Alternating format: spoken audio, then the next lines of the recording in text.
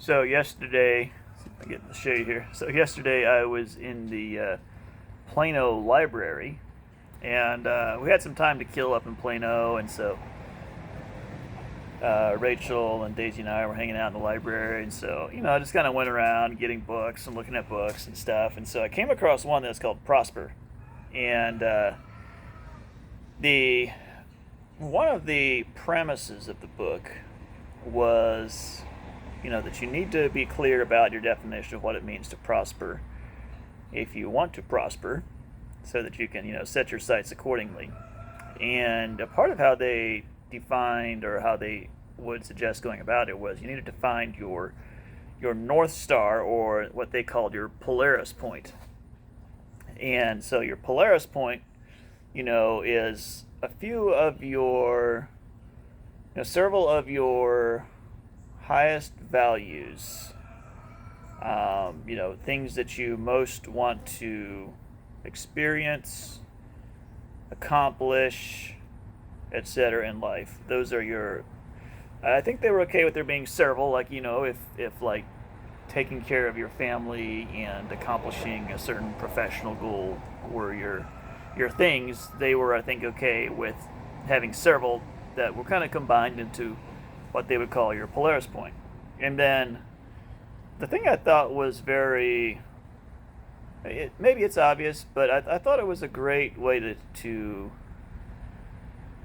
a great point, was that if you chase success in a manner that doesn't embrace your Polaris point, it's not likely to be a very fun success, I think. Now, I don't remember exactly how much of this they said exactly and how much I'm kind of adding to it here, but the basic idea is, if you want to be both successful and love your life, in other words, I guess what you could call prosper at a basic level, it's like you're doing things that you're accomplishing what you believe is important, and you're enjoying doing it.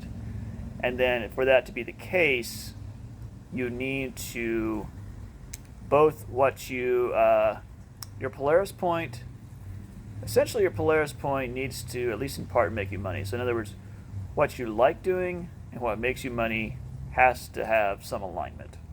So because if everything you like is on one side, and then everything that makes you money is on a different side, you may prosper in the sense of having plenty of money, but you may hate your life. Or if you kind of go to the other extreme, and you only spend your time on those things that you love, but they make you no money. Now, I think for them, they would have said, like, one of the big things is sustainable, prospering in a sustainable way, sustainability. So they weren't saying you need to make a lot of money. They didn't really care how much money you made. They just wanted you to be able to sustain your version of prospering. So if your version of prospering is teaching young adults life skills, and if that's what really lights you up and fires you up, it's what gets you out of bed in the morning, awesome. How can you do that in a way that also financially sustains you? Like, you're not stressed all the time about your bills, even while you're doing this thing you love. How do you avoid having this financial stress or difficulty on the other side of it? So I think I found the book to actually be surprisingly on point and surprisingly helpful, I think. And I'm at an inflection point where I'm thinking kind of about the future of my business. I have a potential avenue to go down, and I'm considering to what level I want to kind of commit to going down that specific avenue.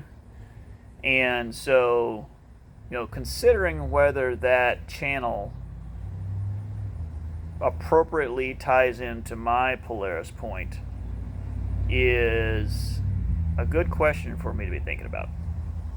So, what are some of the things that are your biggest values? And I don't mean just in the sense of other people say they should be important, but things that actually feel important to you in your heart, things that light you up, things you want to do. And then how can you spend more of your time doing that, and how can it be done in such a way where financially it's also completely sustainable for you?